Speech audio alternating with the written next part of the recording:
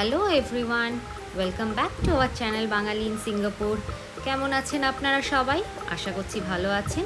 চলুন আজকে ব্লগটাকে শুরু করি। ঘড়িতে এখন 10টা বাজে। আমি একটু এসেছিলাম এই ফেয়ার প্রাইস এখানে সুপার মার্কেটে। আজকের একটু বাসা মাছ রান্না করব। জানেন, বাসা মাছ এইখানে সুচি ফিলেট নামে বিক্রি হয়। তো সেটার জন্য একটু কোকোনাট মিল্ক আর একটু মশলাপাতি কিনে নিয়ে যাচ্ছি। এবার বাড়ির দিকেই যাচ্ছি, গিয়ে রান্না শুরু করব। এই মাছটি জানেন আমরা ইন্ডিয়াতে কখনো খাইনি, এখানেই প্রথম খেলাম। আপনারা কেউ যদি খেয়ে থাকেন তাহলে আমাদের কমেন্ট সেকশনে অবশ্যই জানাবেন। চলুন, বাড়িতে এসে গেছি। এসে আমি এই বাসা ফিলেটটাকে 4 টুকরো করে কেটে একটু নুন আর হলুদ দিয়ে ম্যারিনেট করে নিয়েছি। আর এইদিকে একটা মিক্সিং জার নিয়েছি, এতে একটু পেঁয়াজ, টমেটো, আদা আর রসুন দেব, আর একটু গোটা জিরে দেবো। দাঁড়ান, জিরের প্যাকেটটা নিই। এই যে গোটা একটুখানি জিরে দিলাম, এই 1.5 চামচ মতন দিলাম, দিয়ে এটাকে ভালো করে ব্লেন্ড করে নেবো। এবার কিছুই নয় জানেন, খুব সহজ এটা রান্না করা।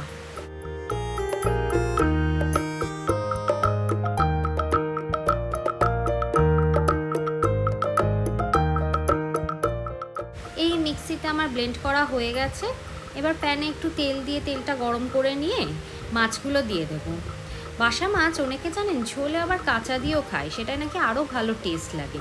কিন্তু আমার আবার ঠিক কাঁচা মাছ ঝোলে দিয়ে খেতে অতটা ভাল লাগে না, তাই আমি হালকা একটু ভেজে নিই। এদিক ওইদিক করে 30 সেকেন্ড মতন ভাজি, ভেজে তুলে নিই।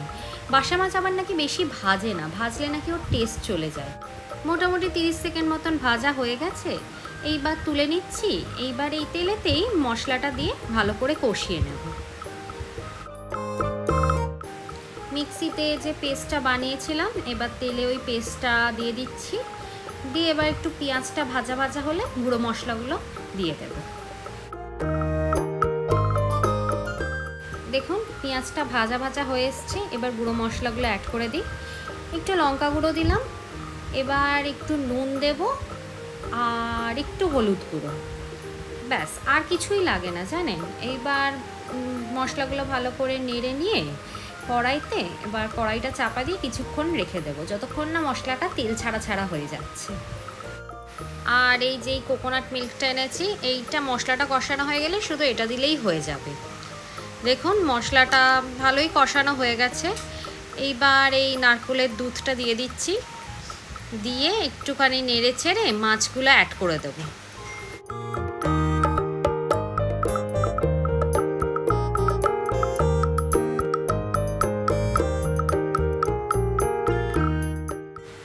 এবার বাসা মাছগুলো দিয়ে দিলাম, দিয়ে ওই সিমে গ্যাসটা করে ওই 10 মিনিট মতন রেখে দেবো।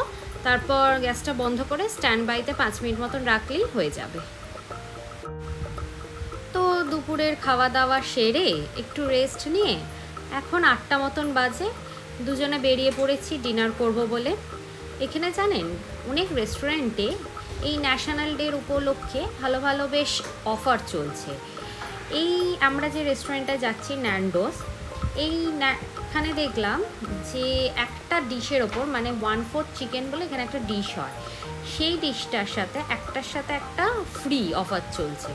ওই ডিশটা খেতে আমাদের দুজনেরই খুব পছন্দ।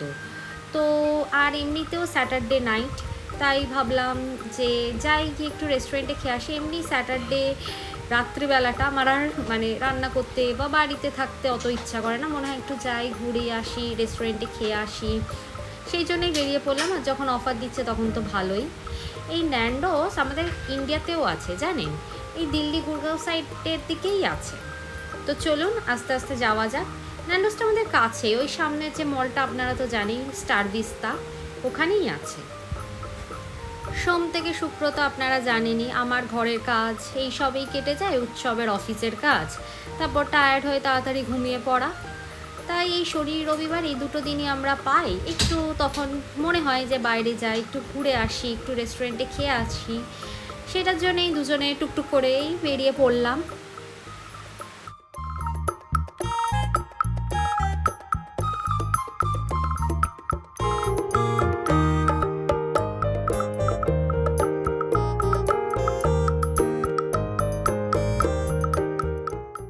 চলুন, এসেই গেছি।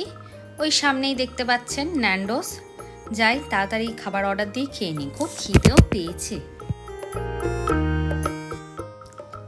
এই যে আমাদের খাবার চলেও এসছে। প্রমোশনটা জানেন ভ্যালিডি ছিল, একটার সাথে একটা ফ্রি পেয়েছি। এই আমি একটা 1/4 চিকেন নিয়েছি, রাইস আর পটাটো ওয়েজেস আর এই চিকেনটা, আর এই উৎসবের এইটা, আর আমি একটা কোক নিয়েছি। এখানে জানেন এই কোল্ড ড্রিঙ্কসের জন্যে বেশ একটা ইন্টারেস্টিং কনসেপ্ট আছে, সেটাকে বলে বটমলেস ড্রিঙ্কস কনসেপ্ট। এটা আমিও আগে জানতাম না। এই দেশে এসে আমি দেখলাম যে আমরা যেমন ধরুন আমাদের দেশে রেস্টুরেন্টে অর্ডার দিলে বলে দিয়ে একটা কোল্ড ড্রিঙ্কস দিতে, ওরা 1 বোতল কোল্ড ড্রিঙ্কস বা 1 গ্লাস কোল্ড ড্রিঙ্কস দিয়ে যায়। এখানে না ব্যাপারটা অন্য।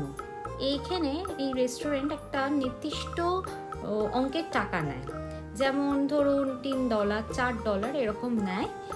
নিয়ে আপনি ওরা একটা আপনাকে গ্লাস দিয়ে যাবেন, আর এই যে কাউন্টারটা দেখছেন এই কোকা কোলার লেখা, এবার এখানে আপনি ওই গ্লাসটা নিয়ে গিয়ে যত ইচ্ছা মানে যত গ্লাস ইচ্ছা আপনি কোকা কোলা ভরে খেতে পারবেন, মানে এটা আনলিমিটেড হয়ে গেল।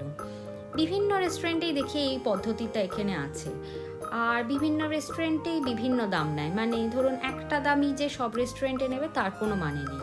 যেমন এই ন্যান্ডোসে আমাদের নিল $4.5, মানে ওই ধরুন 270 টাকা মতন। আবার যে সব রেস্টুরেন্টেই একই সিস্টেম সেটাও নয়, অনেক রেস্টুরেন্টে দেখি কোল্ড ড্রিঙ্কস অর্ডার দিলে কোল্ড ড্রিঙ্কস গ্লাসে করে দিয়ে গেল বা ক্যান দিয়ে গেল। তো এই জিনিসটা এখানে নতুন দেখলাম। ও আর একটা জিনিস, সেটা এই $4.5 দিয়ে আমরা যে নিলাম সেটা হচ্ছে একটা বটমলেস ড্রিঙ্কস, মানে ওরা একটা গ্লাস দিয়ে যাবে, সেটা একটা মানুষের জন্যই, আপনারা শেয়ার করতে পারবেন না কারোর সাথে। আর ধরুন যেখানে বটমলেস ড্রিঙ্কস নেই, মানে ওই অর্ডার করলে গ্লাসে করে বা ক্যান এসে দিয়ে গেল কোল্ড ড্রিঙ্কসের, সেখানে ওরা এতটা চার্জ করে না, সেখানে একটু কম, ওই ধরুন $2-2.5 মতন নেয় ওরা ওই একটা ক্যানের জন্য। চলুন তাহলে ভালোই খাওয়া দাওয়া করলাম। তাহলে আজকের ব্লগটা এখানেই শেষ করছি। আপনারা অবশ্যই আমাকে কমেন্টে জানাবেন কেমন লাগলো আপনাদের ব্লগটা। ভালো লাগলে একটা লাইক করে দেবেন, আমাদের চ্যানেলটাকে প্লিজ সাবস্ক্রাইব করে দেবেন। আশা করছি আরও নতুন নতুন ব্লগ নিয়ে আপনাদের সামনে আসতে পারবো। আপনারা ভালো থাকবেন। তাহলে আজকে এই অবধি থাক, আবার দেখা হবে পরের একটি ব্লগে।